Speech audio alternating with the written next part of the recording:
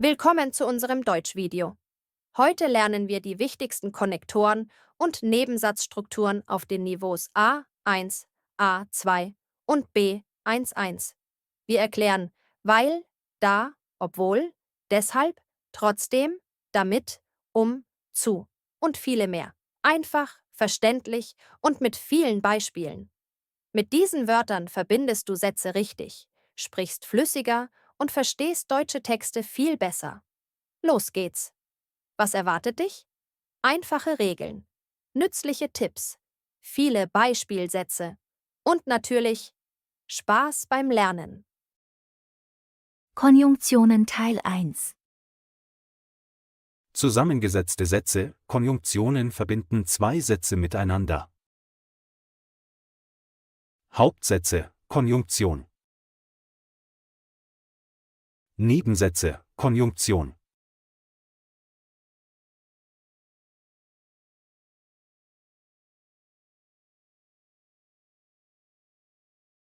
Im zweiten Hauptsatz steht das konjugierte Verb an zweiter Stelle nach der Konjunktion. Die Position der Konjunktion kann nicht verändert werden. Die Konjunktionen aber, und, oder, denn, sondern. 1 aber wird verwendet, um zwei Sätze zu verbinden, die gegensätzliche oder unterschiedliche Gedanken ausdrücken. Ich mag Äpfel, aber keine Bananen. Ich mag Äpfel, aber keine Bananen. Er ist müde, aber er arbeitet weiter. Er ist müde, aber er arbeitet weiter. Sie geht in die Schule, aber sie hat kein Buch. Sie geht in die Schule, aber sie hat kein Buch. Das Wetter ist kalt, aber es ist sonnig. Das Wetter ist kalt, aber es ist sonnig. Wir haben einen Hund, aber keine Katze. Wir haben einen Hund, aber keine Katze. Ich möchte ins Kino gehen, aber ich habe keine Zeit. Ich möchte ins Kino gehen, aber ich habe keine Zeit. 2 sondern wird verwendet, um eine alternative Idee nach der Verneinung des vorherigen Satzes zu präsentieren. Ich trinke keinen Kaffee, sondern Tee. Ich trinke keinen Kaffee, sondern Tee. Er hat nicht einen Hund, sondern eine Katze. Er hat nicht einen Hund, sondern eine Katze. Wir essen nicht im Restaurant, sondern zu Hause. Wir essen nicht im Restaurant, sondern zu Hause. Sie fährt nicht mit dem Bus, sondern mit dem Fahrrad. Sie fährt nicht mit dem Bus, sondern mit dem Fahrrad. Ich möchte nicht ins Kino gehen, sondern einen Film zu Hause sehen. Ich möchte nicht ins Kino gehen, sondern einen Film zu Hause sehen. Ich trinke keinen Saft, sondern Wasser. Ich trinke keinen Saft, sondern Wasser.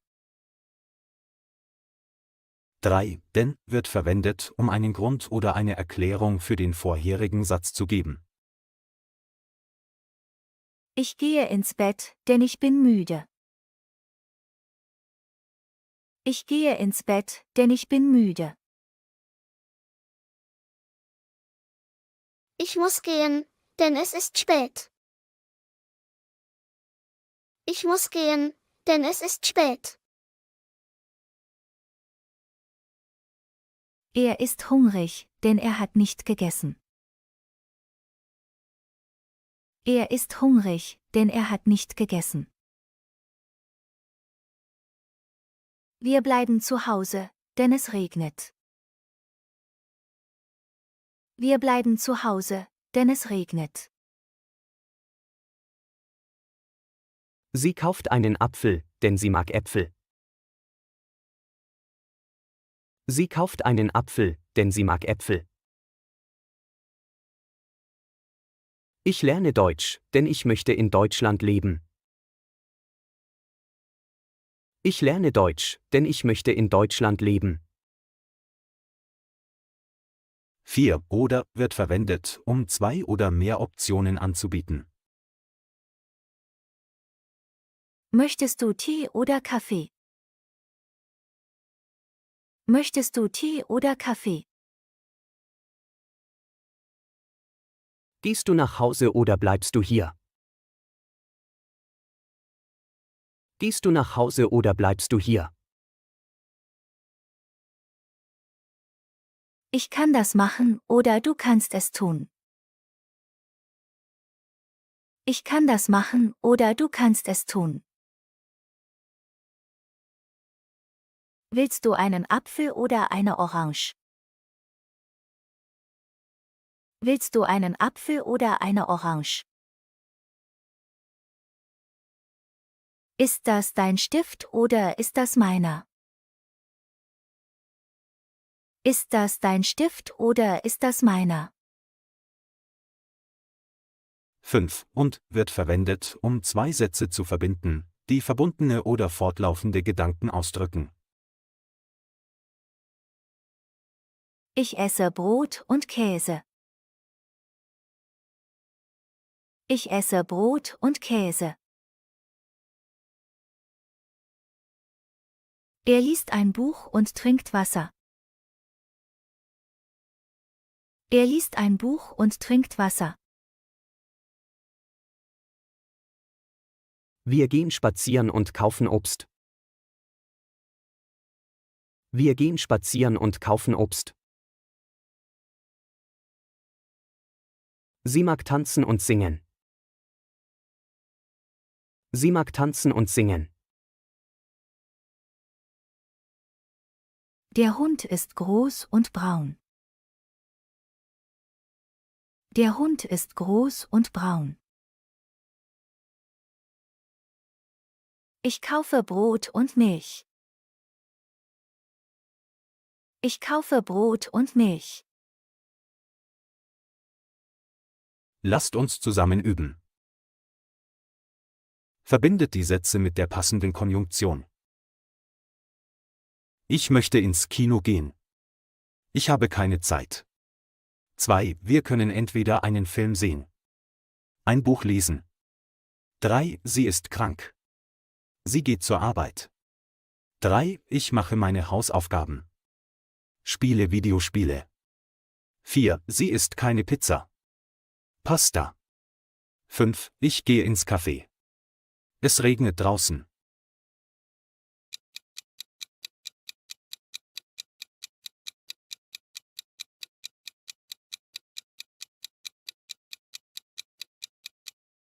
Eins. Ich möchte ins Kino gehen, aber ich habe keine Zeit. 2. Wir können entweder einen Film sehen oder ein Buch lesen. 3. Sie ist krank, aber sie geht zur Arbeit. 3. Ich mache meine Hausaufgaben und spiele Videospiele. 4. Sie isst keine Pizza, sondern Pasta.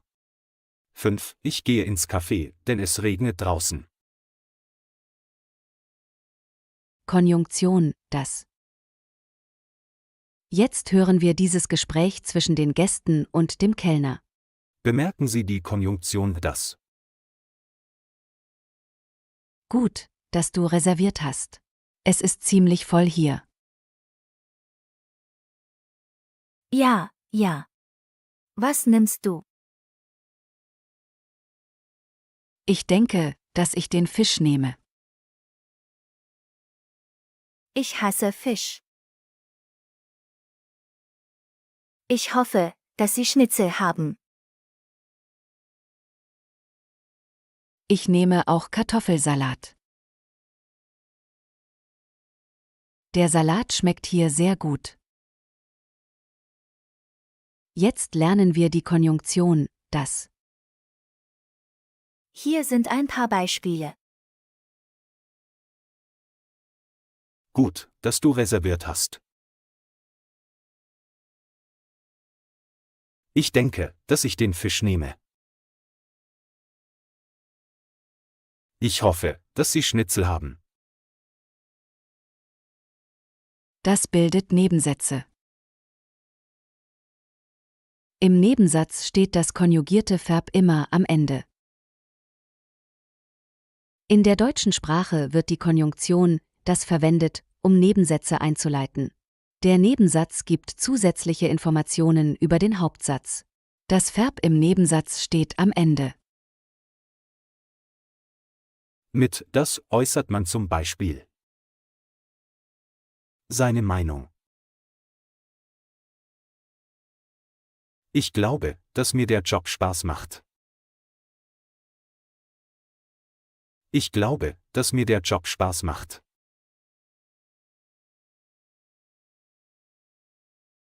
Ich denke, dass dieses Restaurant sehr gut ist.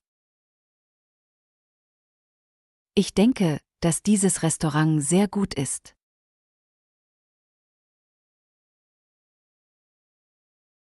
Ich finde, dass der Film sehr spannend ist. Ich finde, dass der Film sehr spannend ist.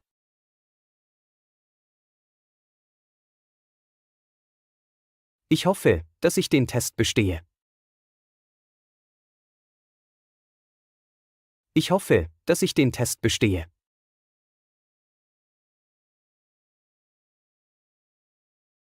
Wir wissen, dass Deutsch nicht einfach ist.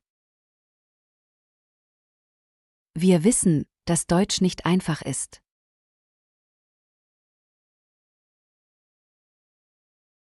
Ich meine, dass der Kuchen lecker ist. Ich meine, dass der Kuchen lecker ist.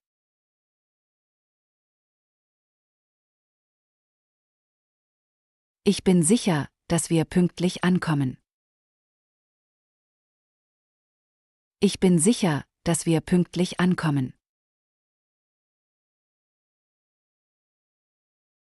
Mit das Sätzen berichtet man über etwas. Er sagt, dass ihm der Job Spaß macht. Er sagt, dass ihm der Job Spaß macht.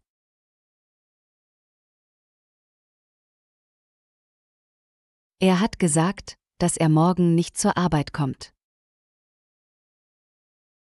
Er hat gesagt, dass er morgen nicht zur Arbeit kommt.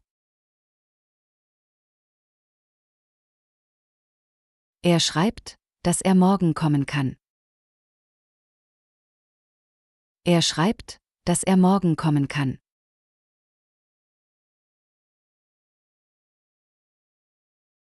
Er hat geschrieben, dass er nächste Woche im Urlaub ist. Er hat geschrieben, dass er nächste Woche im Urlaub ist.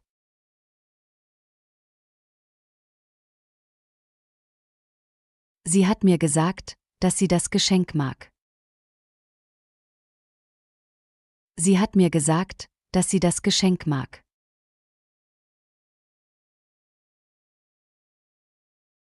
Sie hofft, dass das Wetter morgen besser wird. Sie hofft, dass das Wetter morgen besser wird.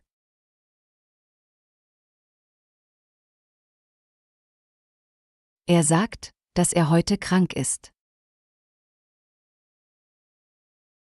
Er sagt, dass er heute krank ist.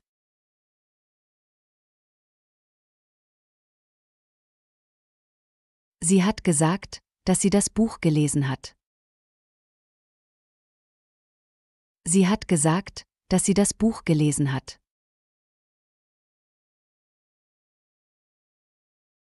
Wenn wir das Sätze als Nominativergänzung verwenden, beginnen wir den Hauptsatz mit dem Wort es, wenn der Nebensatz nach dem Hauptsatz kommt. In diesem Kontext steht es an der ersten Position im Hauptsatz. Beispiele. Es ist schade, dass das Wetter so schlecht ist. Es ist schade, dass das Wetter so schlecht ist.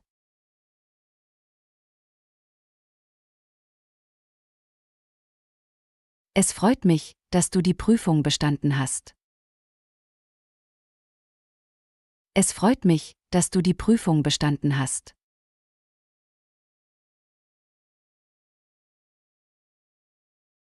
Es ist wichtig, dass du pünktlich kommst.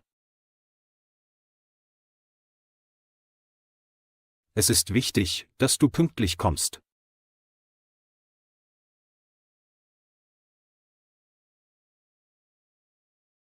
Es ärgert mich, dass du immer zu spät kommst. Es ärgert mich, dass du immer zu spät kommst.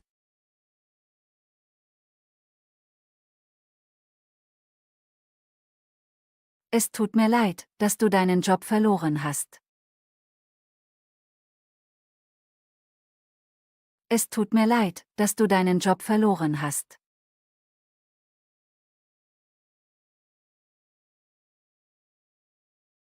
Es ist nicht schön, dass Herr Proll seine Nachbarn beleidigt hat. Es ist nicht schön, dass Herr Proll seine Nachbarn beleidigt hat.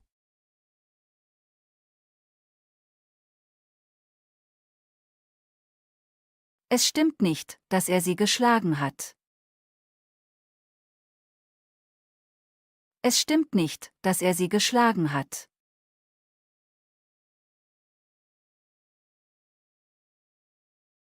Es gefällt mir, dass du endlich mal dein Zimmer aufräumst.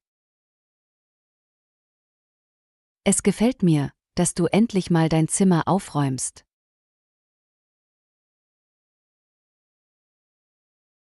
Es wundert mich nicht, dass der Sohn von Herbert Drogen nimmt. Es wundert mich nicht, dass der Sohn von Herbert Drogen nimmt.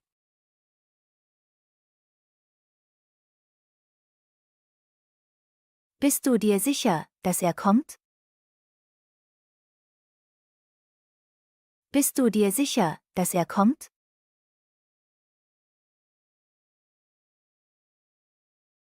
Ja, ich bin mir sicher, dass er pünktlich kommt. Ja, ich bin mir sicher, dass er pünktlich kommt.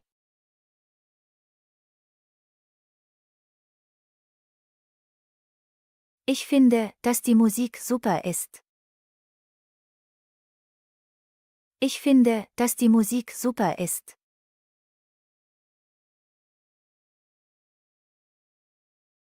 Findest du es gut, dass man hier rauchen darf?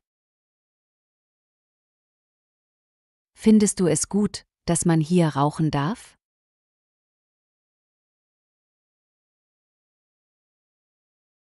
Martina sagt, dass das Essen gestern gut geschmeckt hat. Martina sagt, dass das Essen gestern gut geschmeckt hat.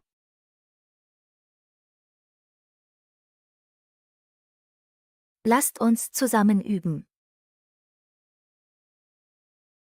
Sarah und Alexander gehen in den Urlaub.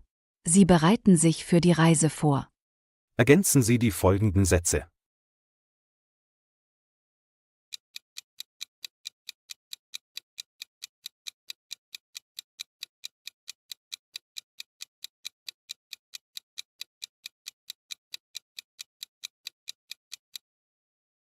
Bist du sicher, dass du den Pass eingesteckt hast?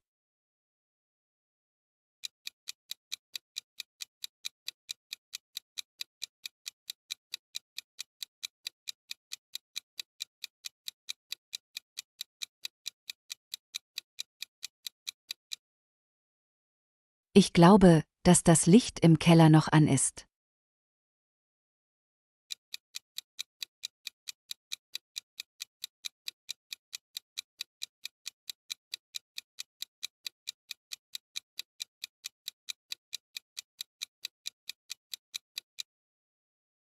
Hast du den Nachbarn gesagt, dass wir eine Woche weg sind?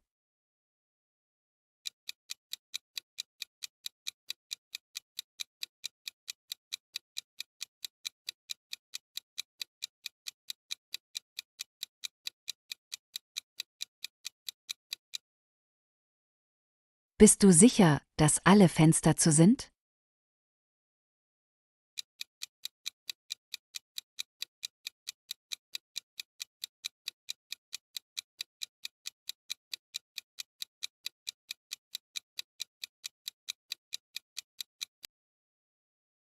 Ich habe doch gesagt, dass ich alle Fenster zugemacht habe. 1. Verwendung von wenn für die Zeit, wann. Wenn wird verwendet, um über Ereignisse zu sprechen, die sich wiederholen oder zu einer bestimmten Zeit stattfinden. 2. Verwendung von wenn für Konditionalsätze, falls. Wenn wird auch verwendet, um Bedingungen auszudrücken. Es bedeutet if auf Englisch.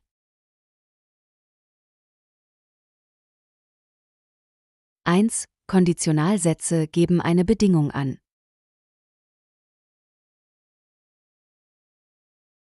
2. Die entsprechenden Fragewörter lauten wann und unter welcher Bedingung.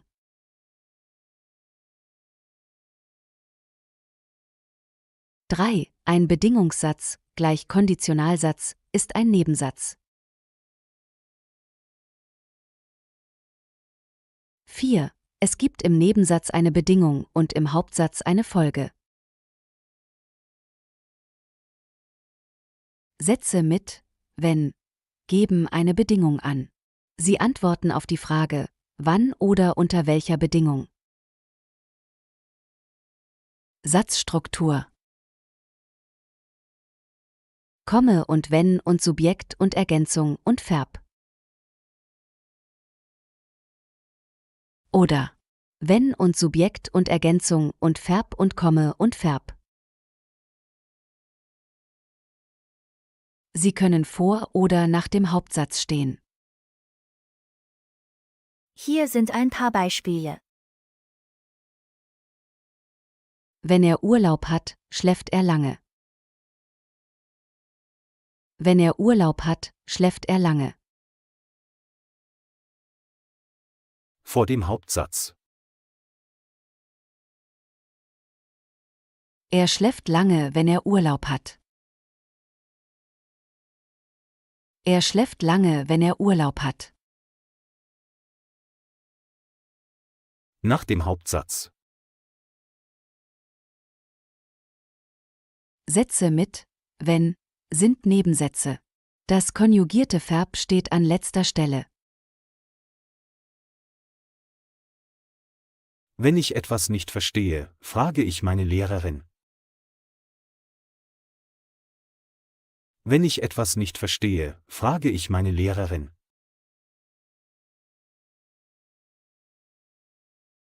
Das konjugierte Verb steht an letzter Stelle.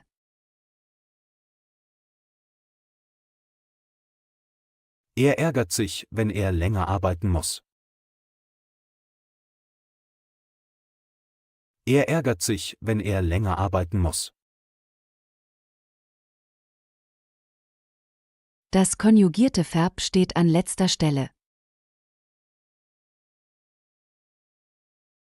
Ich rufe dich an, wenn ich Zeit habe. Ich rufe dich an, wenn ich Zeit habe. Das konjugierte Verb steht an letzter Stelle. Wenn ich ein Geschenk bekomme, bin ich glücklich. Wenn ich ein Geschenk bekomme, bin ich glücklich. Das konjugierte Verb steht an letzter Stelle. Wann ärgern Sie sich? Wann ärgern Sie sich?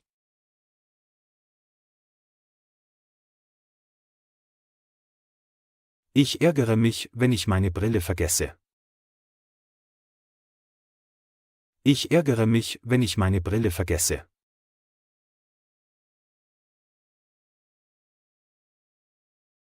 Wann bleibst du im Bett? Wann bleibst du im Bett?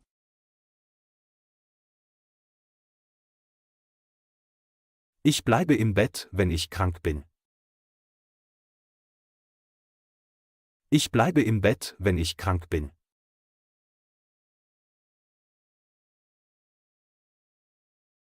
Wann hilft Tom Laura?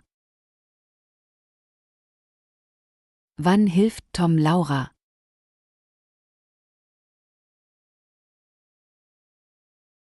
Er hilft ihr, wenn er Zeit hat. Er hilft ihr, wenn er Zeit hat.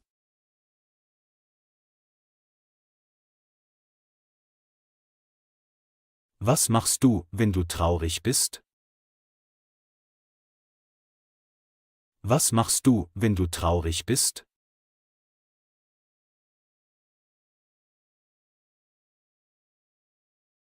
Wenn ich traurig bin, treffe ich Freunde. Wenn ich traurig bin, treffe ich Freunde.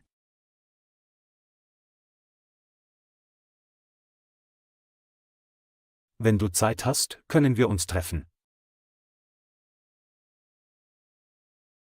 Wenn du Zeit hast, können wir uns treffen.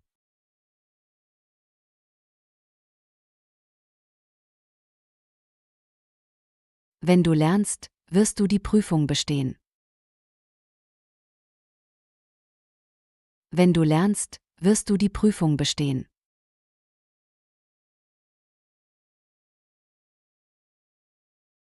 Wenn ich Hunger habe, esse ich eine Pizza. Wenn ich Hunger habe, esse ich eine Pizza.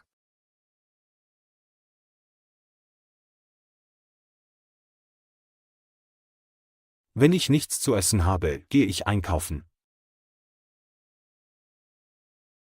Wenn ich nichts zu essen habe, gehe ich einkaufen. Wir gehen an den Strand. Die Sonne scheint. Ich möchte das jetzt mit wenn verbinden. Wir gehen an den Strand, wenn die Sonne scheint. Wir gehen an den Strand, wenn die Sonne scheint.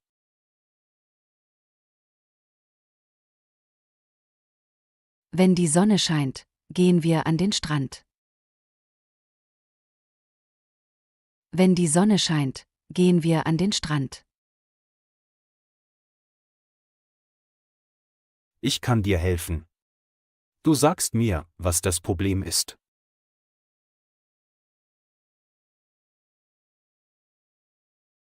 Ich kann dir helfen, wenn du mir sagst, was das Problem ist.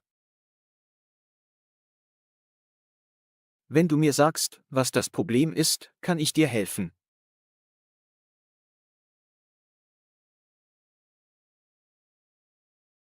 Wenn du mir sagst, was das Problem ist, kann ich dir helfen.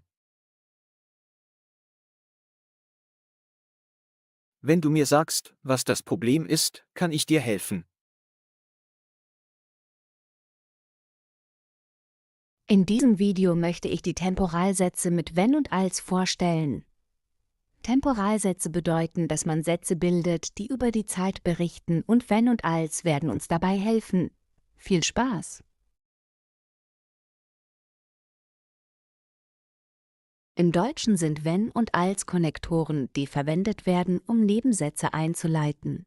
Aber es gibt Unterschiede in der Art und Weise, wie sie verwendet werden. Lassen Sie uns den Unterschied zwischen ihnen erklären. 1. Wenn. Wenn wird in 2 Hauptfällen verwendet.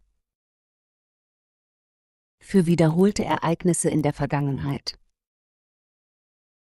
Für Ereignisse, die in der Gegenwart oder Zukunft stattfinden. Beispiel für die Gegenwart oder Zukunft: Wenn ich Zeit habe, gehe ich ins Kino. Wenn ich Zeit habe, gehe ich ins Kino. Beispiel für wiederholte Ereignisse in der Vergangenheit: Wenn wir früher Urlaub hatten, fuhren wir immer ans Meer. Wenn wir früher Urlaub hatten, fuhren wir immer ans Meer. 2. Als. Als wird nur für Ereignisse verwendet, die einmal in der Vergangenheit stattgefunden haben. Beispiel für ein einmaliges Ereignis in der Vergangenheit: Als ich in Deutschland war, habe ich viele neue Freunde kennengelernt. Als ich in Deutschland war, habe ich viele neue Freunde kennengelernt. Wir benutzen wenn und als, wenn wir Nebensätze einleiten wollen. Das heißt, es sind dann temporale Sätze für uns. Als benutzen wir, wenn wir über die Vergangenheit berichten wollen. Etwas ist in der Vergangenheit passiert. Als ich 10 Jahre alt war, war ich in Berlin. Als ich 10 Jahre alt war, war ich in Berlin. Wenn benutzen wir, wenn wir über die Gegenwart oder Zukunft berichten wollen.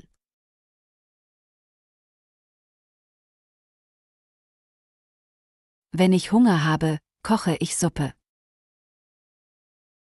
Wenn ich Hunger habe, koche ich Suppe. Wenn er kommt, rufe ich dich an.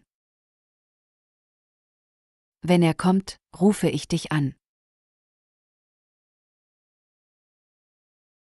Also eigentlich beantworten wir beiden Situationen die Frage wann passiert etwas? Was ist meine Bedingung und was ist meine Folge? Das möchten wir jetzt näher kennenlernen. Als ich 18 Jahre alt war, habe ich meine Freundin zum ersten Mal getroffen. Als ich 18 Jahre alt war, habe ich meine Freundin zum ersten Mal getroffen.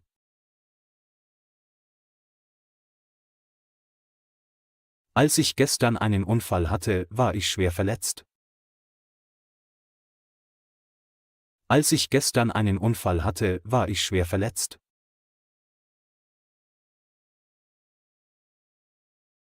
Wenn du nach Hause kommst, ruf mich an. Wenn du nach Hause kommst, ruf mich an.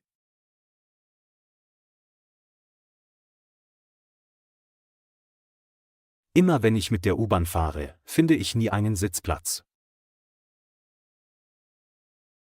Immer wenn ich mit der U-Bahn fahre, finde ich nie einen Sitzplatz.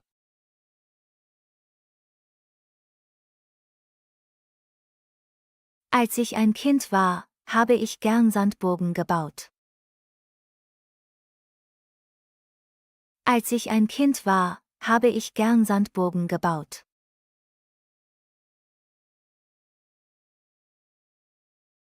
Es hat den ganzen Tag geregnet, als meine Eltern geheiratet haben.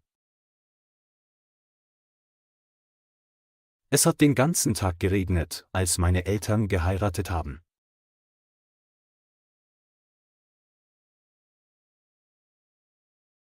Als ich in die Schule gekommen bin, habe ich eine Schultüte bekommen. Als ich in die Schule gekommen bin, habe ich eine Schultüte bekommen.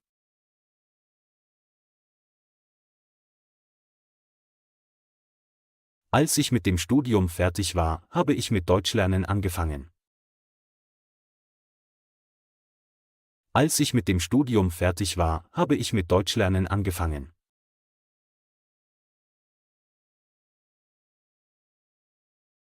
Lasst uns zusammen üben. Wir wollen alle Deutsch lernen, aber wie kann man eine Fremdsprache lernen? Lasst uns diese Geschichte hören. Bemerken Sie die Wenn- und Als-Sätze. Es war einmal ein Junge namens Tom. Als er ein Kind war, wollte er Deutsch lernen. Wenn er abends nach Hause kam, setzte er sich an seinen Schreibtisch und öffnete sein Lehrbuch. Als er die ersten Wörter las, fand er es schwierig, sie auszusprechen. Er übte jeden Abend und mit der Zeit verbesserte sich sein Akzent. Eines Tages, als er in der Schule Deutsch hatte, wurde er aufgerufen, vor der Klasse zu sprechen. Er war nervös, aber er wusste, dass er hart gearbeitet hatte. Als er anfing zu sprechen, waren alle beeindruckt von seiner Fähigkeit, die Sprache fließend zu sprechen. Eines Tages, als er in der Schule Deutsch hatte, wurde er aufgerufen, vor der Klasse zu sprechen. Er war nervös, aber er wusste, dass er hart gearbeitet hatte. Als er anfing zu sprechen, waren alle beeindruckt von seiner Fähigkeit, die Sprache fließend zu sprechen.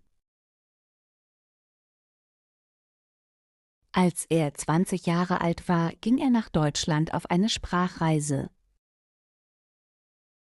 Wenn er durch die Straßen ging, konnte er sich mit den Einheimischen unterhalten und verstand alles, was sie sagten. Als er nach Hause zurückkehrte, war er stolz auf seine Fähigkeit, Deutsch zu sprechen und beschloss, Germanistik zu studieren. Als er 20 Jahre alt war, ging er nach Deutschland auf eine Sprachreise. Wenn er durch die Straßen ging, konnte er sich mit den Einheimischen unterhalten und verstand alles, was sie sagten. Als er nach Hause zurückkehrte, war er stolz auf seine Fähigkeit, Deutsch zu sprechen und beschloss, Germanistik zu studieren.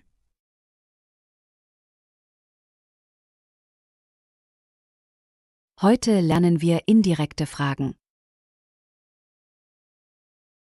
Indirekte Fragen sind eine Art, eine Frage zu stellen, ohne sie direkt zu formulieren. Stattdessen werden sie in Form einer Aussage oder Bitte formuliert. Hier sind einige Regeln und Beispiele für indirekte Fragen. Wie spät ist es? Direkte Frage. Wie bitte? Ich möchte gern wissen, wie spät es ist. Indirekte Frage. Zusätzlich ist es wichtig zu beachten, dass bei indirekten Fragen die Satzstellung anders ist und oft das Verb am Ende steht. Indirekte Fragen werden häufig in höflichen Gesprächen verwendet, um den Ton zu mildern und respektvoller zu wirken.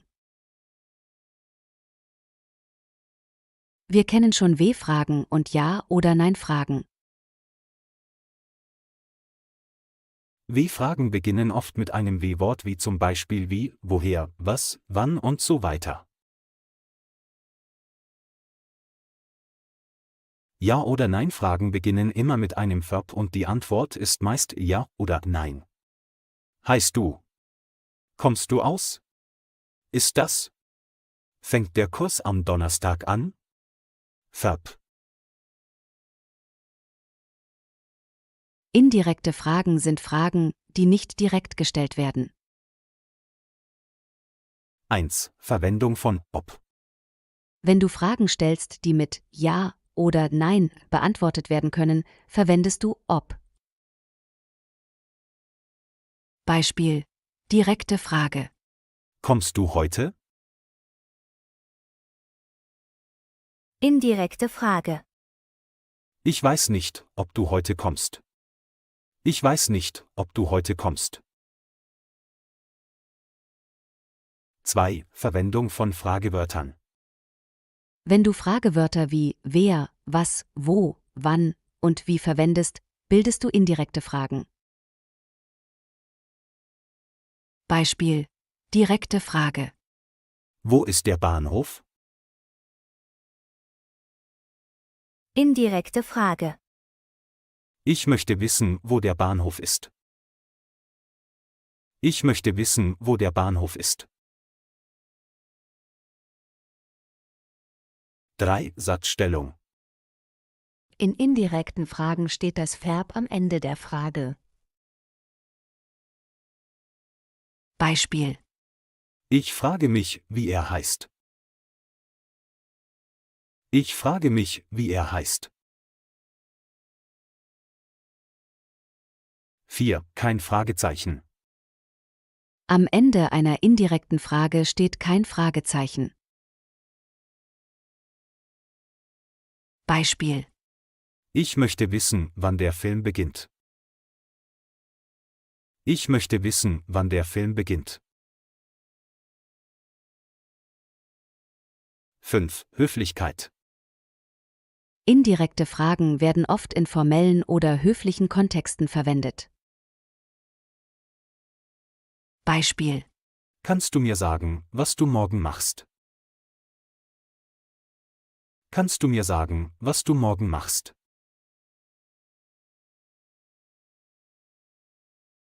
Wie lerne ich schnell Deutsch? Ich möchte wissen, wie ich schnell Deutsch lerne. Ich möchte wissen, wie ich schnell Deutsch lerne.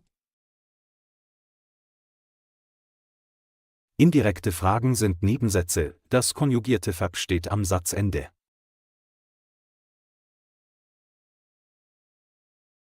Wie komme ich zum Bahnhof? Wie bitte? Könnten Sie mir sagen, wie ich zum Bahnhof komme?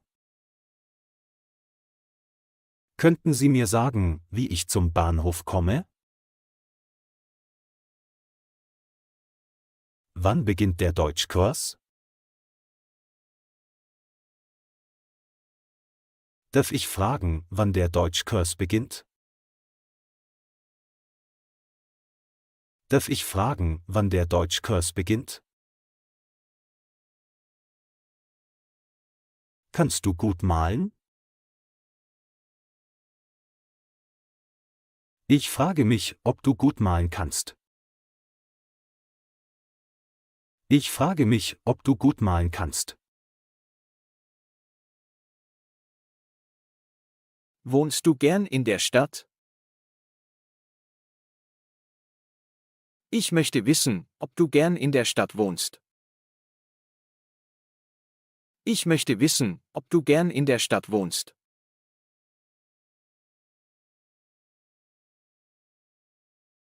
Könnten Sie mir bitte sagen, ob die Gäste schon angekommen sind? Könnten Sie mir bitte sagen, ob die Gäste schon angekommen sind? Unser Chef möchte wissen, ob Herr Klein die Präsentation vorbereitet hat.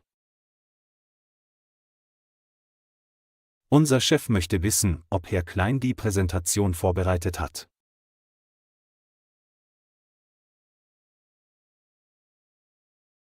Ich weiß nicht, wann die Besprechung anfängt. Ich weiß nicht, wann die Besprechung anfängt. Lasst uns zusammen üben. Lasst uns dieses Gespräch hören und die indirekten Fragen bemerken. Guten Tag, wie kann ich Ihnen helfen? Guten Tag, wie kann ich Ihnen helfen?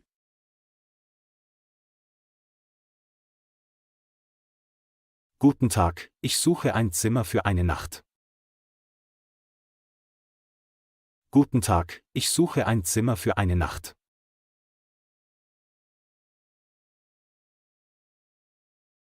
Ich möchte wissen, ob Sie noch Verfügbarkeit haben. Ich möchte wissen, ob Sie noch Verfügbarkeit haben.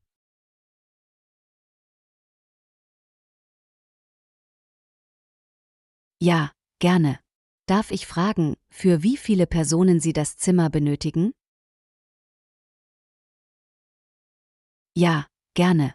Darf ich fragen, für wie viele Personen Sie das Zimmer benötigen?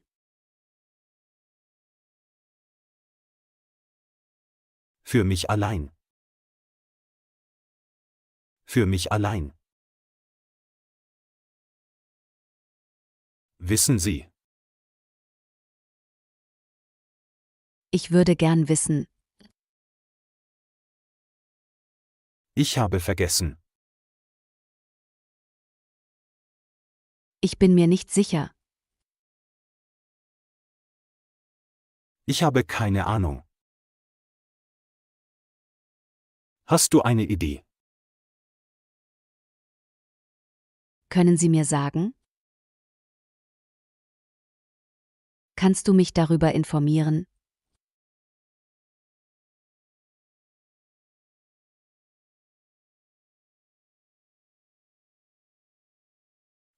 Falls. Was bedeutet falls? Das Wort falls ist eine unterordnende Konjunktion und wird verwendet, um eine Bedingung oder Möglichkeit auszudrücken. Es hat eine ähnliche Bedeutung wie wenn, aber es betont, dass die Bedingung unsicher ist oder nur eine Möglichkeit darstellt. Satzstruktur mit falls. Ein Satz mit falls besteht aus einem Nebensatz, Falssatz und einem Hauptsatz. Struktur: Falls plus Nebensatz, Verb am Ende, Hauptsatz, Verb an Position 2. Alternative Struktur: Hauptsatz, falls plus Nebensatz, Verb am Ende. Beispiele. Falls es morgen regnet, bleiben wir zu Hause.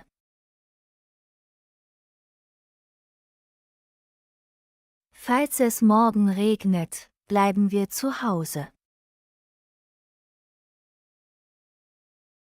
Bleiben wir zu Hause, falls es morgen regnet.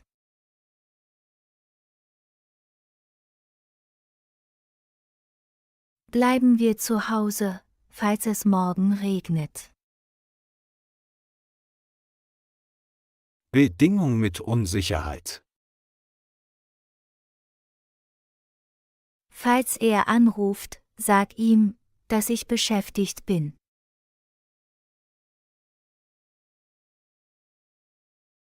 Falls er anruft, sag ihm, dass ich beschäftigt bin. Alternative zu wenn mit Unsicherheit. Falls du eine Frage hast, kannst du mich fragen.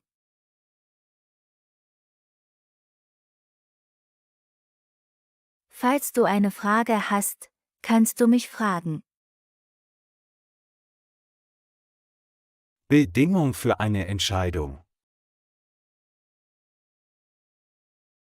Falls du Lust hast, gehen wir ins Kino.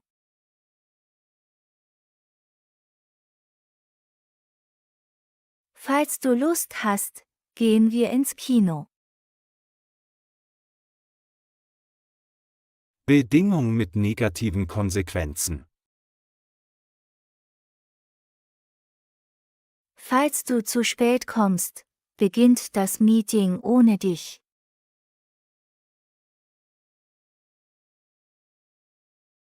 Falls du zu spät kommst, beginnt das Meeting ohne dich. Bedingung mit einer Möglichkeit in der Zukunft. Falls ich die Prüfung bestehe, mache ich eine Reise.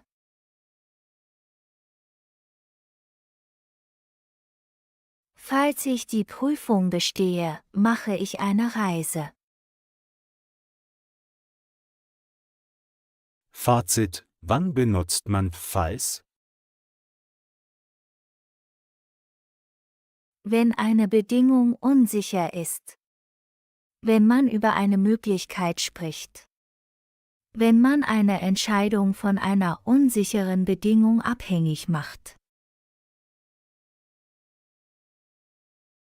Merke dir, falls gleich wenn, aber mit mehr Unsicherheit. Unterschied zwischen falls und wenn. Falls wird benutzt, wenn man unsicher ist, ob die Bedingung erfüllt wird.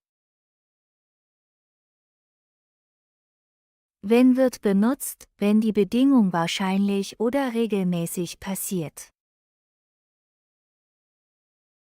Beispiel: Falls du Zeit hast, komm vorbei. Ich weiß nicht, ob du Zeit hast.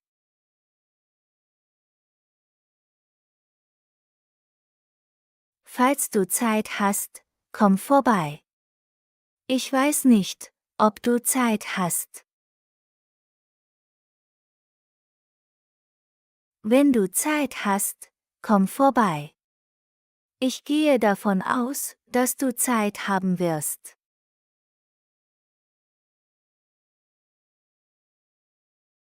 Wenn du Zeit hast, komm vorbei. Ich gehe davon aus, dass du Zeit haben wirst. Weil verbindet den Grund direkt mit der Folge in einem einzigen Satz, wobei das Verb am Ende des Satzes steht.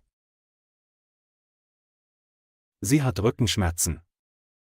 Es ist ein Grund. Und die Folge. Maria geht zum Arzt. Also, wie bilden wir dann einen Satz mit weil? Maria geht zum Arzt, weil sie Rückenschmerzen hat. Maria geht zum Arzt, weil sie Rückenschmerzen hat. Hier steht das Subjekt sie nach der Konjunktion und das Verb steht am Ende des Satzes. Und achtet wieder darauf, dass das Verb im Hauptsatz an zweiter Stelle steht. Beispiele: Warum hast du den Rasen nicht gemäht? Warum hast du den Rasen nicht gemäht? Ich konnte den Rasen nicht mähen, weil der Rasenmäher kaputt gegangen ist. Ich konnte den Rasen nicht mähen, weil der Rasenmäher kaputt gegangen ist. Weshalb bist du nicht in die Schule gegangen? Weshalb bist du nicht in die Schule gegangen? Ich bin heute nicht in die Schule gegangen, weil ich starke Kopfschmerzen hatte. Ich bin heute nicht in die Schule gegangen, weil ich starke Kopfschmerzen hatte. Weswegen weint das kleine Mädchen? Weswegen weint das kleine Mädchen? Es weint, weil es Angst vor dem großen Hund hat. Es weint, weil es Angst vor dem großen Hund hat. Wieso freut sie sich so? Wieso freut sie sich so? Sie freut sich so, weil sie eine wichtige Prüfung bestanden hat. Sie freut sich so, weil sie eine wichtige Prüfung bestanden hat. Aus welchem Grund hat er das Feuer angezündet? Aus welchem Grund hat er das Feuer angezündet? Er hat das Feuer angezündet, weil er neugierig war. Er hat das Feuer angezündet, weil er neugierig war. Hallo, Anna. Wie geht es dir? Oh, es geht. Was ist denn los? Ich muss morgen ins Krankenhaus. Oh, das tut mir leid. Ich hoffe, du hast nichts Schlimmes. Naja, es ist mein Fuß. Ich kann nicht mehr richtig laufen und habe oft Schmerzen. Die Operation ist am Donnerstag. Hast du Angst? Ja, schon. Der Arzt sagt, das ist keine große Sache. Ich mache mir Sorgen. Ja, das verstehe ich gut. Weißt du, ich gehe ja wirklich gerne wandern und joggen. Ich glaube, du kannst dem Arzt vertrauen. Bestimmt ist bald alles wieder in Ordnung. Anna hat Angst, weil sie oft Schmerzen hat. Anna hat Angst, weil sie oft Schmerzen hat. Anna hat Angst, weil sie ins Krankenhaus gehen muss. Anna hat Angst, weil sie ins Krankenhaus gehen muss. Anna hat Angst, weil sie eine Operation haben wird. Anna hat Angst, weil sie eine Operation haben wird. Weil ist eine Konjunktion, die einen Nebensatz einleitet. Im Nebensatz steht das Verb am Ende. Hallo liebe Deutschlerner. Willkommen zu einem neuen spannenden Video. Heute sprechen wir über das Wort da, ein kleines Wort mit vielen Bedeutungen. Wann benutzt man da für Orte, Zeit oder als Konjunktion? Und was bedeutet, da haben wir aber Glück gehabt? Keine Sorge, ich erkläre es euch mit vielen Beispielen. Also bleibt dran und lasst uns gemeinsam lernen. Alle Bedeutungen von da mit Übersetzungen. Das Wort da wird im Deutschen sehr häufig verwendet und hat je nach Kontext unterschiedliche Bedeutungen. Hier sind die wichtigsten Verwendungen mit Beispielen und Übersetzungen. 1. Da als Ortsangabe, Adverb für einen Ort. Bedeutung: Da wird verwendet, um auf einen bestimmten Ort hinzuweisen oder die Frage wohin zu beantworten. Beispiele: Ich wohne da. Ich wohne da. Bleib da stehen. Bleib da stehen. Schau mal, da ist dein Freund. Schau mal, da ist dein Freund. Ich war noch nie da. Ich war noch nie da. Hinweis: Wenn du auf einen weiter entfernten Ort hinweisen möchtest, kannst du statt da auch dort verwenden. Ich war da. Ich war dort. Da als Zeitangabe, Adverb für eine Zeit. Bedeutung: Da kann sich auf einen bestimmten Moment in der Vergangenheit oder Zukunft beziehen. Beispiele: Ich war da noch ein Kind. Ich war da noch ein Kind. Da begann der Regen.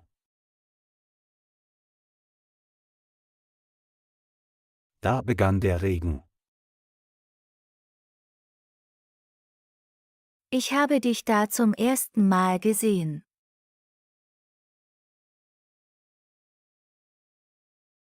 Ich habe dich da zum ersten Mal gesehen. 3. Da als Konjunktion mit der Bedeutung weil, Grund, Ursache. Bedeutung: Da kann als Konjunktion weil ersetzen und bedeutet weil. Es steht meist am Satzanfang. Beispiele: Da es regnet, bleiben wir zu Hause. Da es regnet, bleiben wir zu Hause.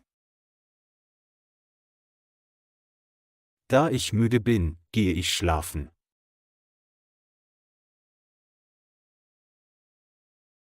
Da ich müde bin, gehe ich schlafen.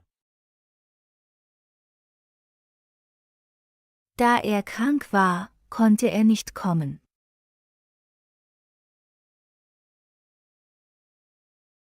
Da er krank war, konnte er nicht kommen. Hinweis: Da kann durch weil ersetzt werden, aber weil steht nach dem Hauptsatz, während da am Satzanfang steht. Ich bleibe zu Hause, weil es regnet. Da es regnet, bleibe ich zu Hause. 4. Da mit dem Verb sein zur Anwesenheitsangabe, Existenz, Anwesenheit. Bedeutung: Da zeigt an, dass eine Person oder eine Sache an einem bestimmten Ort existiert. Beispiele.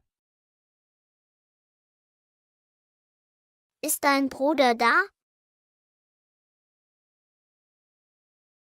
Ist dein Bruder da? Ich bin gleich da. Ich bin gleich da. Der Chef ist gerade nicht da.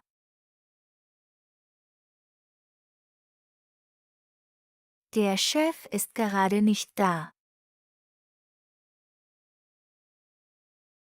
Hinweis: Man kann mit da nach einer Person fragen, ohne einen bestimmten Ort zu nennen. Ist Peter da? Ist Peter hier? 5. Da als Füllwort, Füllwort ohne spezielle Bedeutung. Bedeutung: Manchmal wird da einfach als Verstärkung oder Füllwort ohne eine klare Bedeutung verwendet. Beispiele. Da haben wir aber Glück gehabt. Da haben wir aber Glück gehabt. Was ist da los? Was ist da los? Da kannst du nichts machen. Da kannst du nichts machen. Zusammenfassung der Bedeutungen von da. Verwendung von da. Beispiele. Ort, wo? Ich war da. Zeit, wann? Da begann der Regen. Grund, weil. Da ich müde bin, gehe ich schlafen. Existenz, Anwesenheit. Der Chef ist nicht da. Füllwort, ohne Bedeutung. Da haben wir aber Glück gehabt. Tipps zum Lernen von da. Übe Sätze mit da in verschiedenen Kontexten, um zu verstehen, wie sich die Bedeutung ändert. Beobachte, wann da als Adverb, Orts, Zeitangabe und wann als Konjunktion, weil, verwendet wird.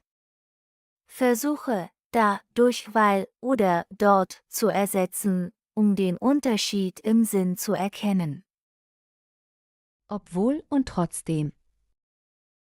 1. Obwohl. Obwohl ist eine Konjunktion, die zwei Sätze verbindet, um einen Widerspruch in den Gedanken oder Ereignissen auszudrücken. Wenn wir obwohl verwenden, zeigen wir, dass das Hauptgeschehen passiert, obwohl ein Grund vorhanden ist, der es eigentlich verhindern könnte. Satzstruktur. Mit obwohl haben wir zwei Sätze. Hauptsatz, die Hauptaussage enthält das Hauptereignis. Nebensatz, Widerspruch beginnt mit obwohl und drückt eine Idee oder ein Ereignis aus, das im Gegensatz zur Hauptaussage steht. Im Nebensatz mit obwohl steht das Verb immer am Ende, während das Verb im Hauptsatz seine übliche Position behält. Regeln. Wenn der Nebensatz zuerst kommt, steht obwohl am Anfang, trennen wir die Sätze mit einem Komma.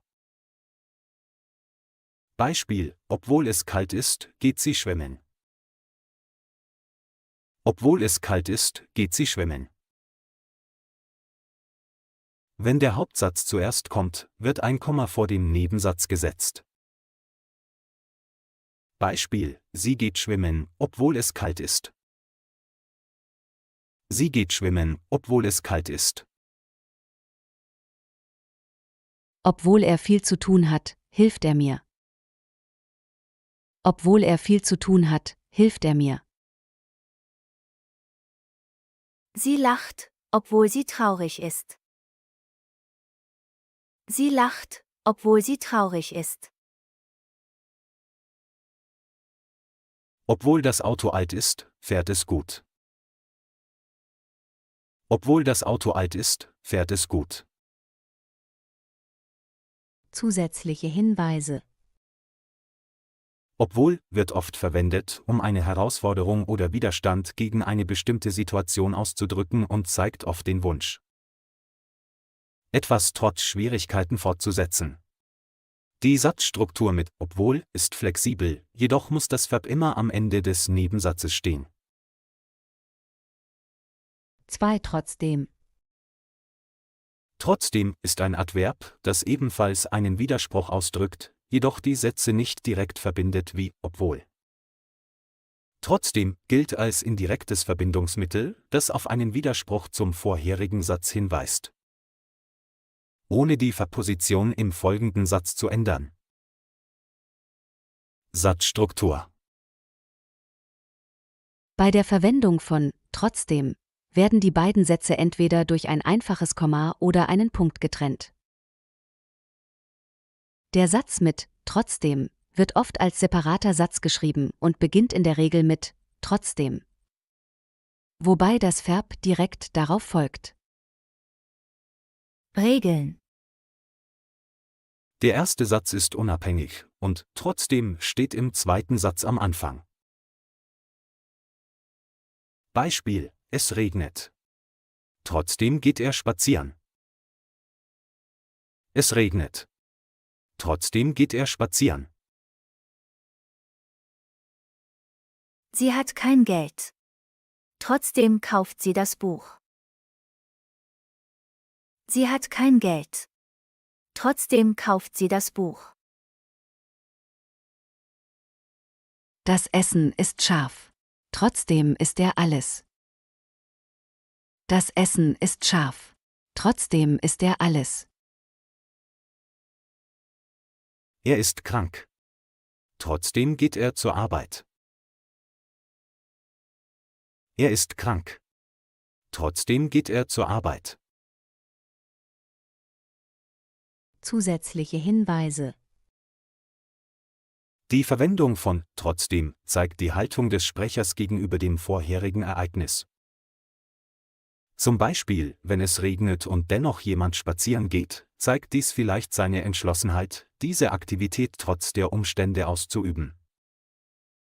Trotzdem ist nützlich im Alltagsgespräch, um auf eine paradoxe Situation oder einen Widerstand gegen bestimmte Bedingungen hinzuweisen und ermöglicht mehr Flexibilität in der Satzgestaltung.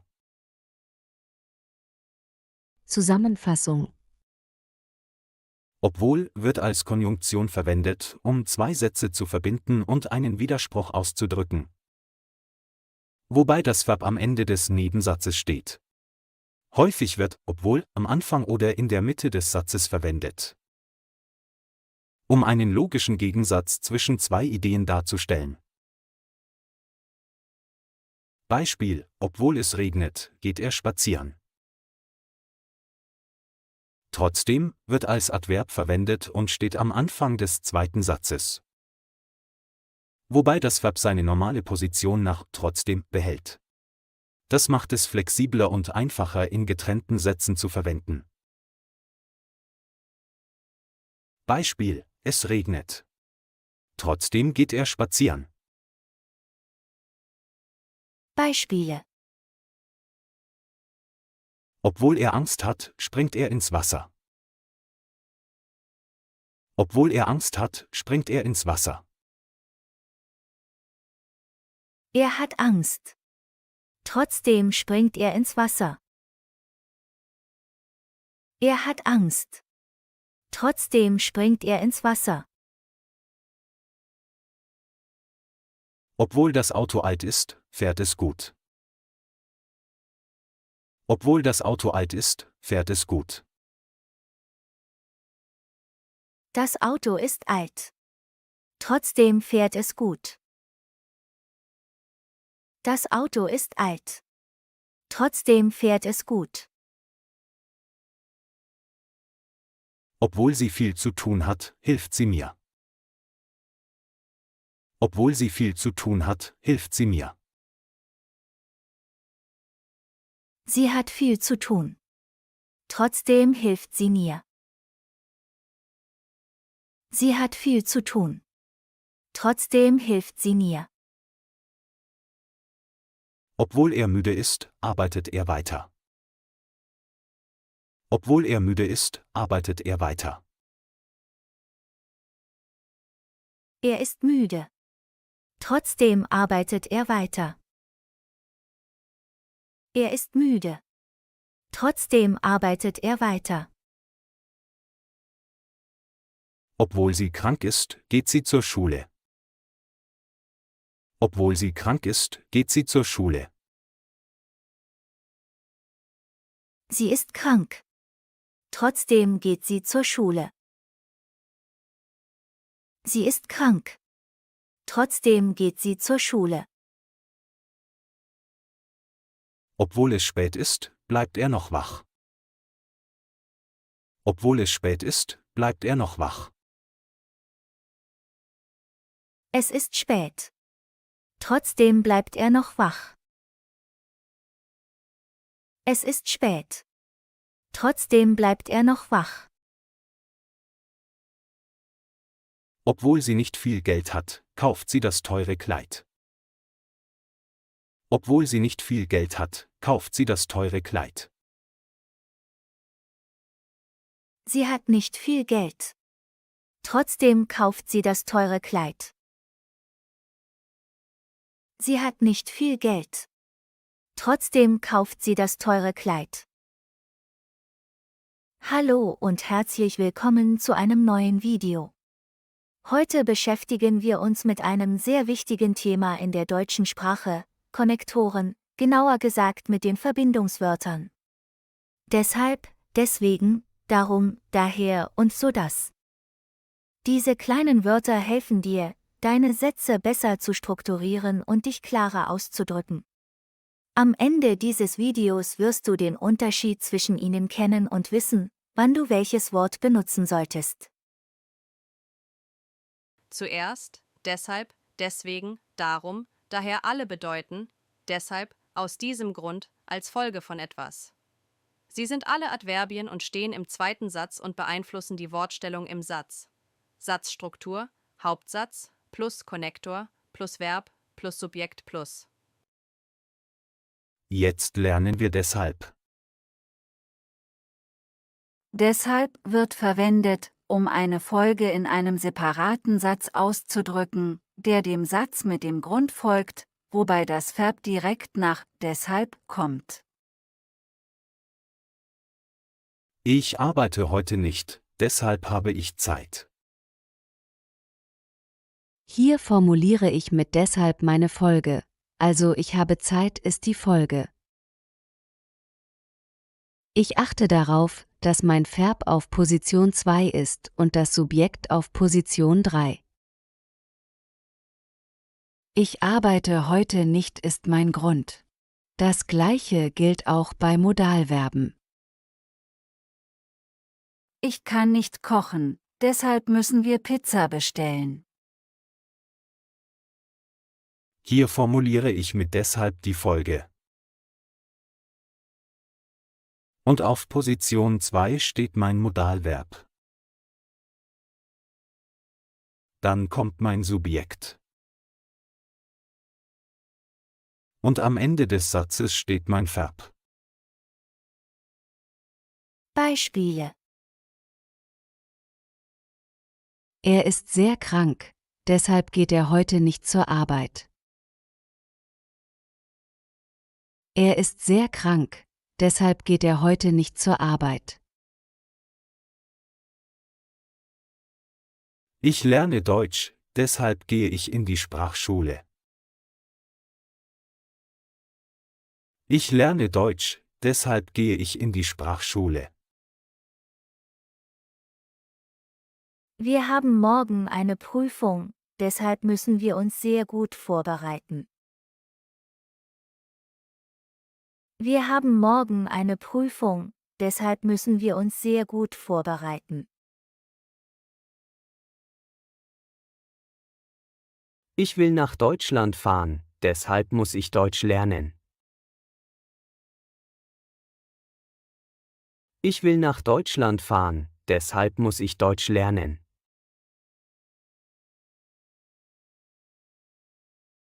Karl mag seine Ruhe, deshalb wohnt er alleine.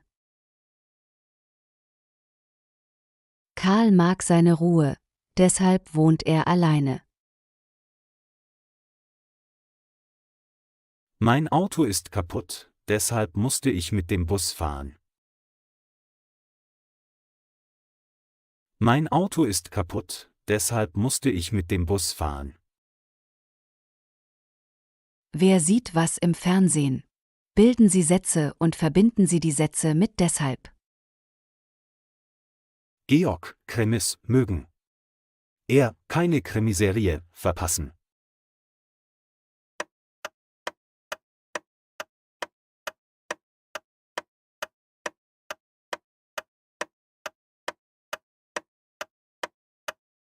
Georg mag Krimis, deshalb verpasst er keine Krimiserie. Laura, alle Fernsehsendungen mögen. Sie, immer vor den Fernseher sitzen.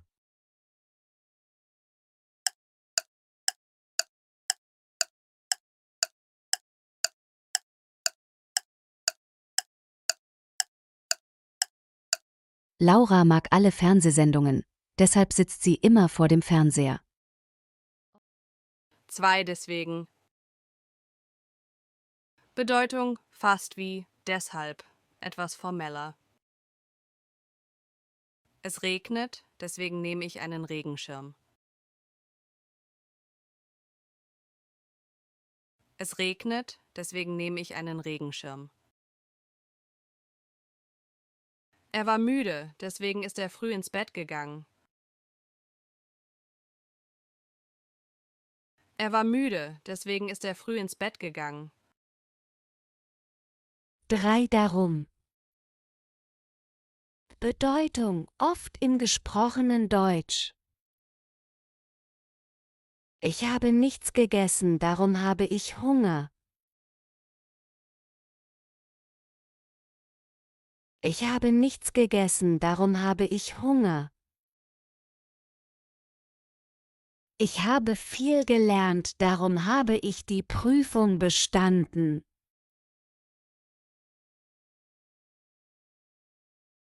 Ich habe viel gelernt, darum habe ich die Prüfung bestanden. 4 daher. Bedeutung etwas gehobener oder literarisch. Der Zug ist verspätet, daher kommen wir später. Der Zug ist verspätet, daher kommen wir später. Er ist erkältet, daher kann er nicht kommen. Er ist erkältet, daher kann er nicht kommen.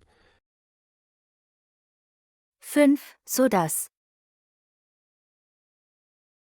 Bedeutung zeigt eine Konsequenz als Nebensatz, Subjunktion. Es war laut, sodass ich nicht schlafen konnte.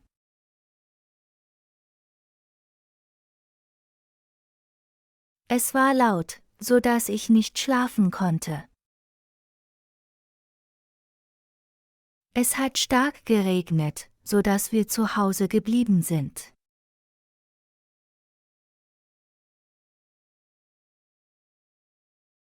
Es hat stark geregnet, sodass wir zu Hause geblieben sind.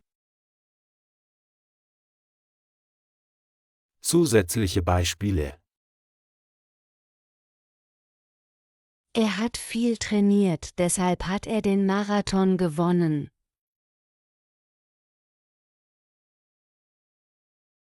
Er hat viel trainiert, deshalb hat er den Marathon gewonnen. Ich hatte keine Zeit, deswegen habe ich nicht angerufen.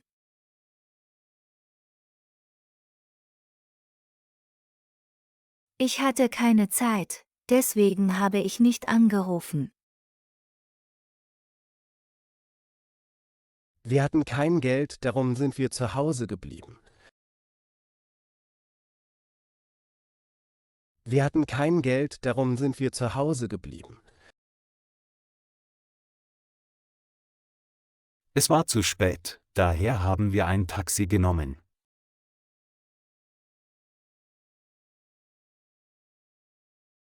Es war zu spät, daher haben wir ein Taxi genommen. Der Lehrer sprach langsam, sodass alle verstehen konnten.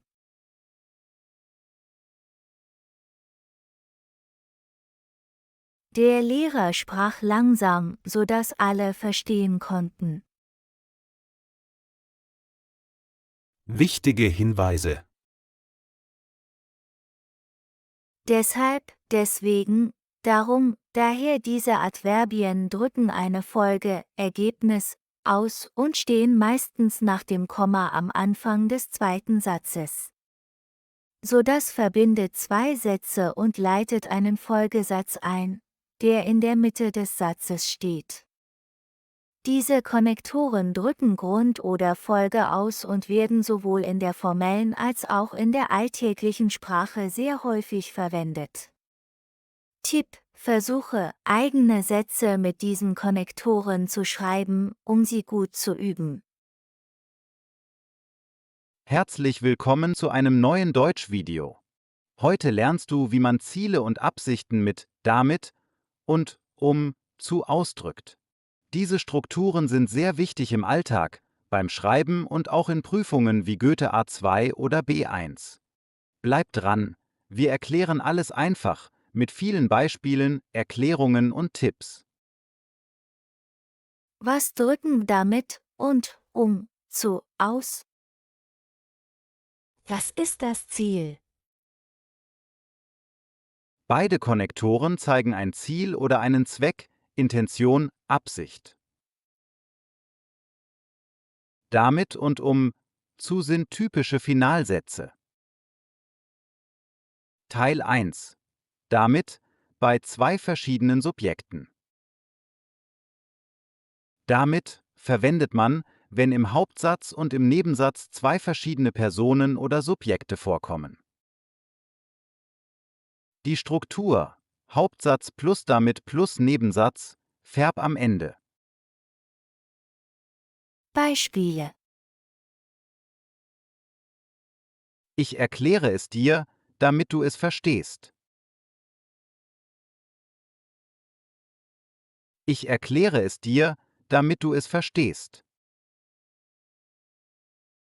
Sie schreibt es auf, damit sie es nicht vergisst.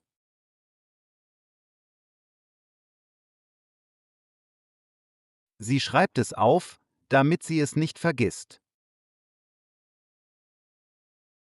Der Lehrer spricht laut, damit alle ihn hören.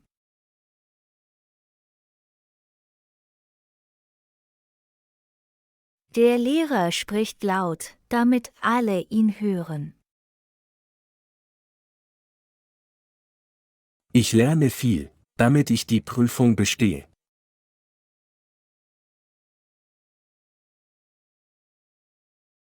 Ich lerne viel, damit ich die Prüfung bestehe. Er spricht langsam, damit alle ihn verstehen.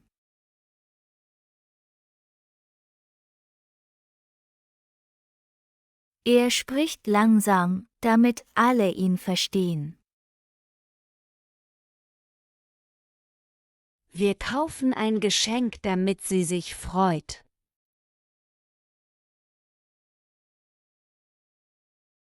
Wir kaufen ein Geschenk, damit sie sich freut. Teil 2 zu bei gleichem Subjekt. Die Struktur Hauptsatz plus plus zu plus Infinitiv am Ende. Beispiele: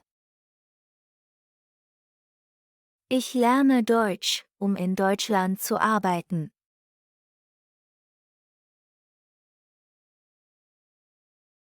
Ich lerne Deutsch, um in Deutschland zu arbeiten. Wir sparen Geld, um ein Haus zu kaufen. Wir sparen Geld, um ein Haus zu kaufen. Sie steht früh auf, um pünktlich zur Arbeit zu kommen.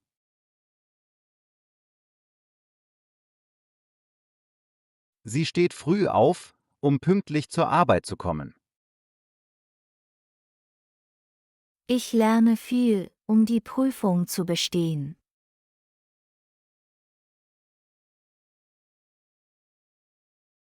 Ich lerne viel, um die Prüfung zu bestehen. Er spricht langsam, um verstanden zu werden. Er spricht langsam, um verstanden zu werden.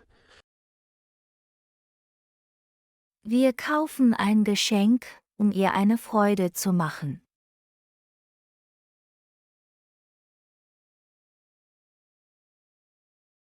Wir kaufen ein Geschenk, um ihr eine Freude zu machen.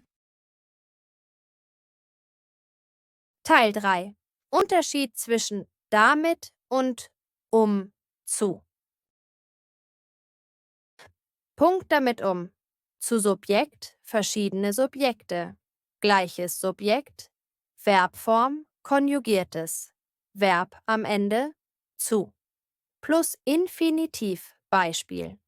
Ich erkläre es dir, damit du lernst. Ich lerne, um die Prüfung zu bestehen. Stilneutral bis formell, oft stilistisch eleganter Verwendung, häufiger in Gesprächen und Dialogen, häufiger im schriftlichen Ausdruck.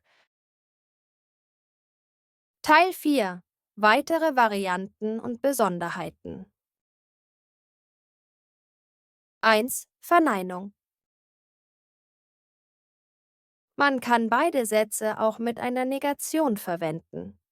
Ich lerne viel, damit ich nicht durchfalle. Ich lerne viel, um nicht durchzufallen. 2 Zeitformen. Die Zeitform im Nebensatz richtet sich nach dem Hauptsatz. Ich habe lange gearbeitet, damit wir genug Geld hatten. Ich arbeitete hart, um meine Familie zu unterstützen. Teil 5. Typische Verben, die oft mit zu verwendet werden. Verb lernen. Ich lerne, um zu bestehen. Sparen, ich spare, um ein Auto zu kaufen. Reisen, ich arbeite, um zu reisen. Üben, ich übe, um besser zu werden. Arbeiten, ich arbeite, um Geld zu verdienen. Teil 6. Redewendungen im Alltag. Er arbeitet hart, damit es seiner Familie gut geht.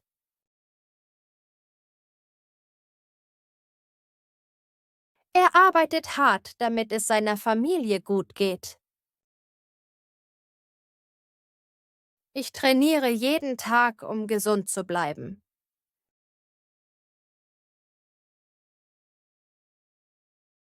Ich trainiere jeden Tag, um gesund zu bleiben. Teil 7.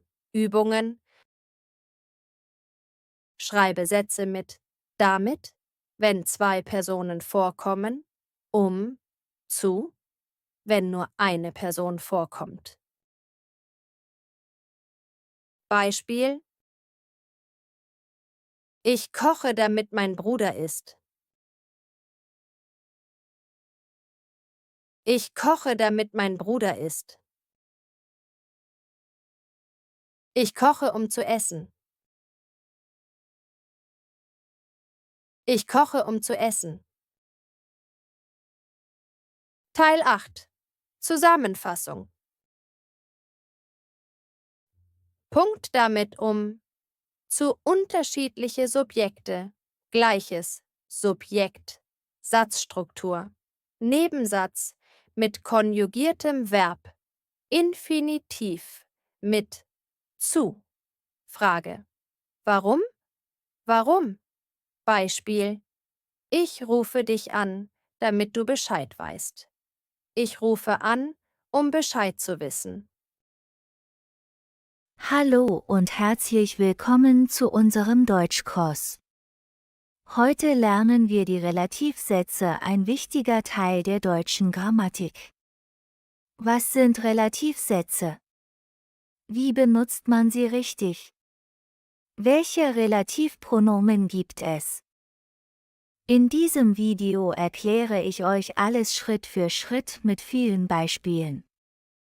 Lasst uns starten.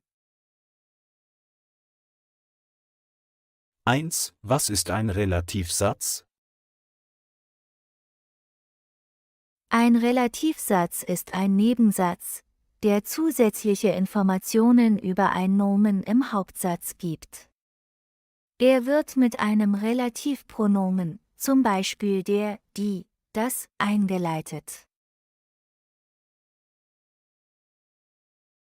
Das Relativpronomen passt sich in Geschlecht, Genus, Zahl, Numerus und Kasus dem Nomen an, auf das es sich bezieht. Beispiel. Das ist der Mann, der mir geholfen hat.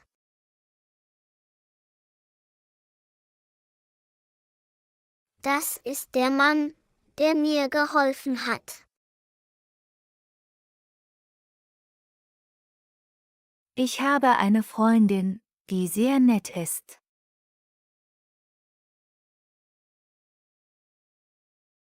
Ich habe eine Freundin, die sehr nett ist.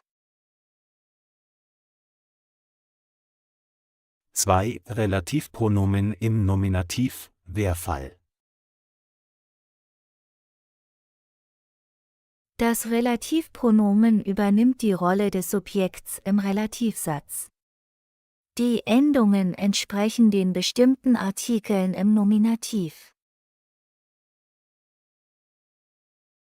Genus, Numerus Relativpronomen.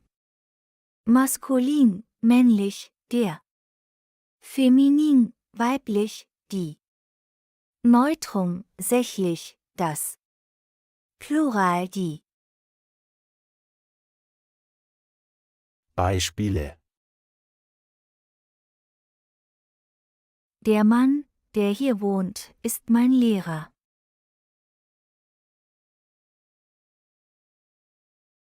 Der Mann, der hier wohnt, ist mein Lehrer. Die Frau, die im Krankenhaus arbeitet, ist sehr freundlich.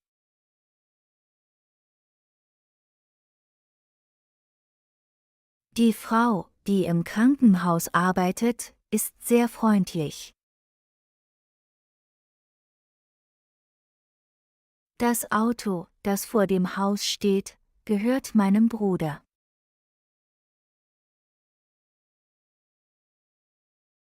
Das Auto, das vor dem Haus steht, gehört meinem Bruder. Die Kinder, die im Park spielen, sind meine Nachbarn.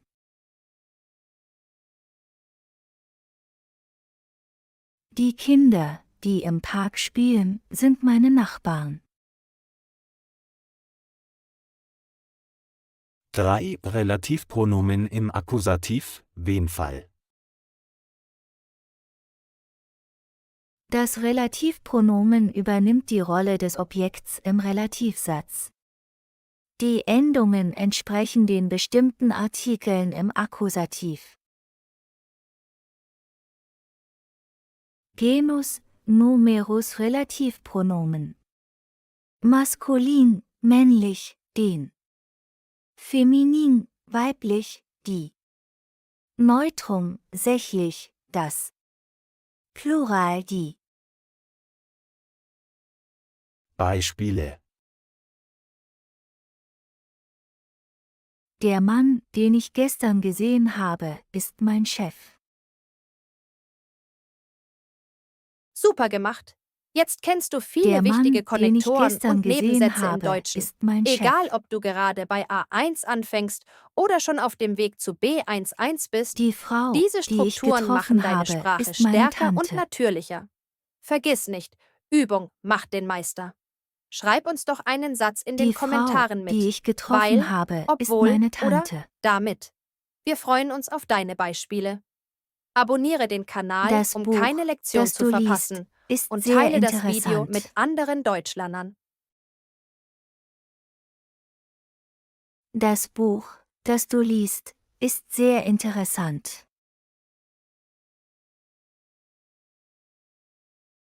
Die Schüler, die der Lehrer lobt, sind sehr fleißig.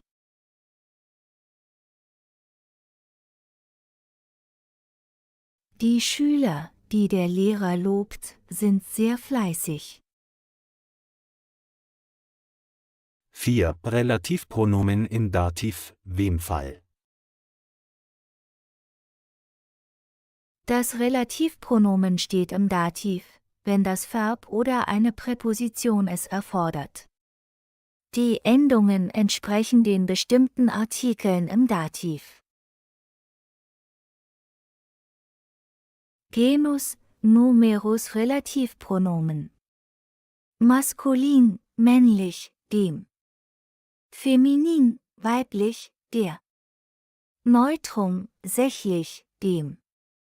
Plural, denen.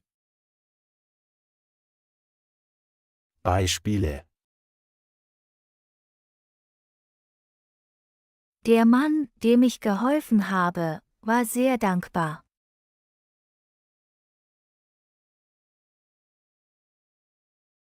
Der Mann, dem ich geholfen habe, war sehr dankbar.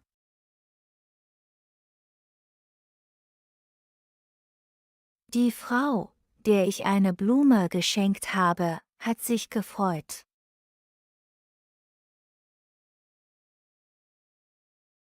Die Frau, der ich eine Blume geschenkt habe, hat sich gefreut.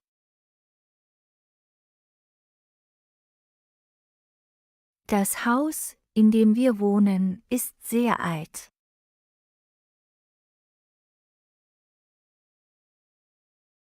Das Haus, in dem wir wohnen, ist sehr alt. Die Menschen, mit denen ich arbeite, sind sehr nett.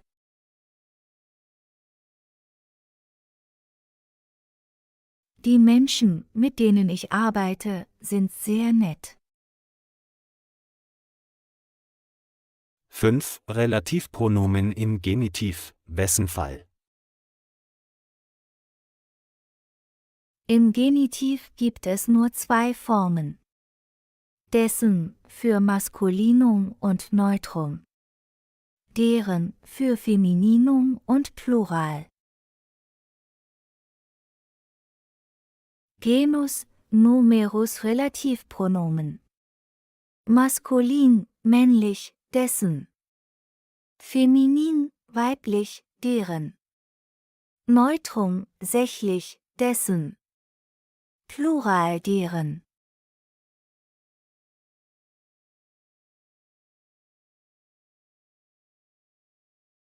Der Mann, dessen Auto gestohlen wurde, ist sehr traurig.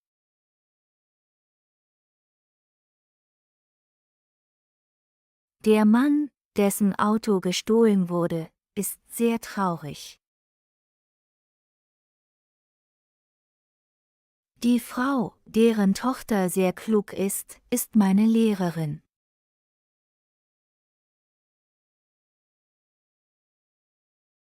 Die Frau, deren Tochter sehr klug ist meine Lehrerin. Das Buch, dessen Autor sehr bekannt ist spannend.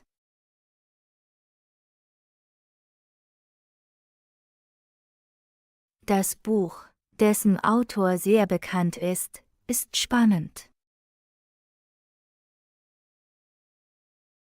Die Kinder, deren Eltern im Ausland leben, vermissen sie sehr.